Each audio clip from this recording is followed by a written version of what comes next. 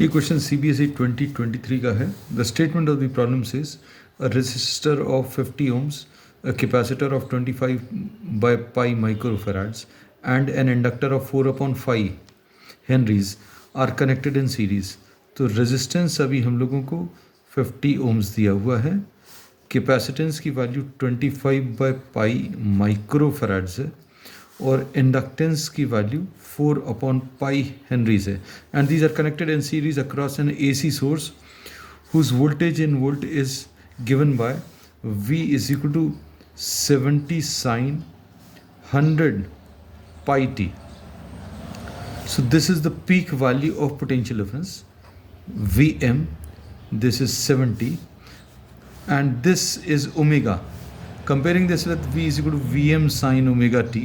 अगर इससे कंपेयर करें तो ये वाला टर्म Vm है और t के साथ जो नंबर है that is omega. So omega is 100 pi. अब इसके बाद calculate the net reactance. Net reactance of the circuit, इसमें Z इम्पीडेंस में Z is equal to under root of R square plus XL minus XC का whole square and the reactance is this part XL minus XC. So reactance of the circuit will be equal to XL minus XC.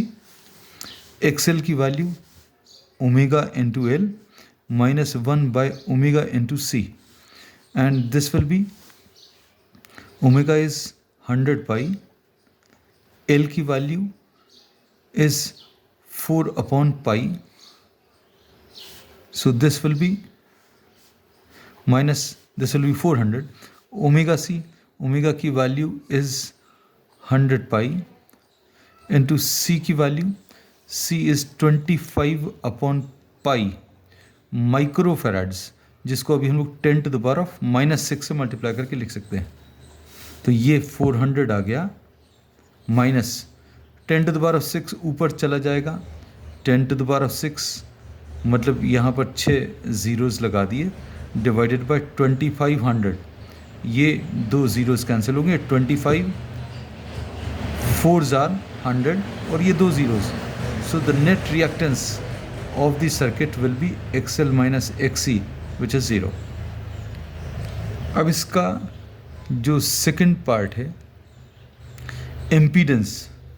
Impedance of the circuit will be given by Z is equal to under root of R square plus XL minus XC का whole square.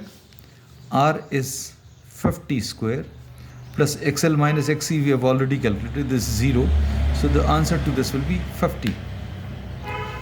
Third part में effective value of current. Effective value of current निकालना है, बस इस पर ध्यान देना. इसमें I is equal to V/Z होता है. हम लोगों ने जो V अभी तक यूज़ किया है that is 70 the peak value. So if you are using this value then this will be IM. और Vm कितना है? Vm is V divided by Z. Vm is 70 divided by 50. और अगर अभी हमें इसमें this will be 7 divided by 5 which will be 1.4. और अगर इफेक्टिव वैल्यू या RMS वैल्यू अगर कैलकुलेट करनी है then this is IM divided by √2 which will be 1.4 divided by 1.414. So this will be approximately 1 ampere. तो बस इस चीज़ में ध्यान देना कि जब भी आपको ये यूज़ करें, if you are using the peak value you will be getting the peak value of current. और पीक वैल्यू ऑफ करंट अगर आ गया then you can calculate IRMS by dividing by √2.